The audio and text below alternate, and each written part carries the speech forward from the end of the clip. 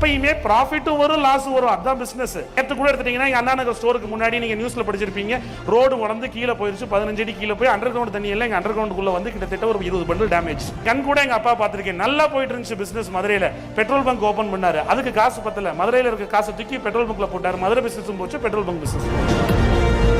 பெரிய பிசினஸ் பண்ணவங்க எல்லாம் நிறைய காசு சம்பாதிச்சாங்கன்றது கிடையவே கிடையாது. நிறைய காசு சம்பாதிச்சவங்க எல்லாம் பெரிய பிசினஸ் பண்ணாங்கன்றது கிடையவே கிடையாது. இப்பயாவது ஒரு இடத்துல நம்ம வந்து பெரிய பிசினஸ் பண்ணவங்க எல்லாம் காசு பண்ணிருக்காங்கன்னு சொல்லி சொன்னா, இன்னைக்கு விஜய் மல்லையா தான் பெரிய பிசினஸ் பண்ணிருக்காரு.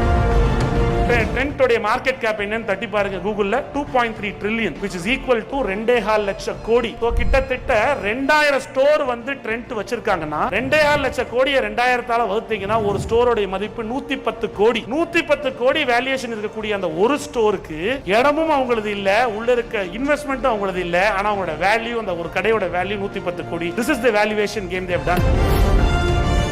அக்கௌண்டன்சிக்கு சம்பாதிக்கிறதுக்கு ஒண்ணுமே கிடையாது. Accountancy is a postmortem report. பண்ணி முடிச்ச சேல் அதுல நான் எழுதுறேன், நான் பண்ணி முடிச்ச பர்ச்சேஸ் நான் அதுல எழுதுறேன், நான் வச்சிருக்க ஸ்டாக் நான் எழுதுறேன், அதுல எதையுமே நான் பண்ண போறதை எழுதுறேன், நான் பண்ணி முடிச்சதை நான் எழுதுறேன். அது கிட்டத்தட்ட போஸ்ட்மார்ட்டத்துக்கு சமானம். அது நம்மளுக்கு சம்பாதிச்சு கொடுக்கறது கிடையாது.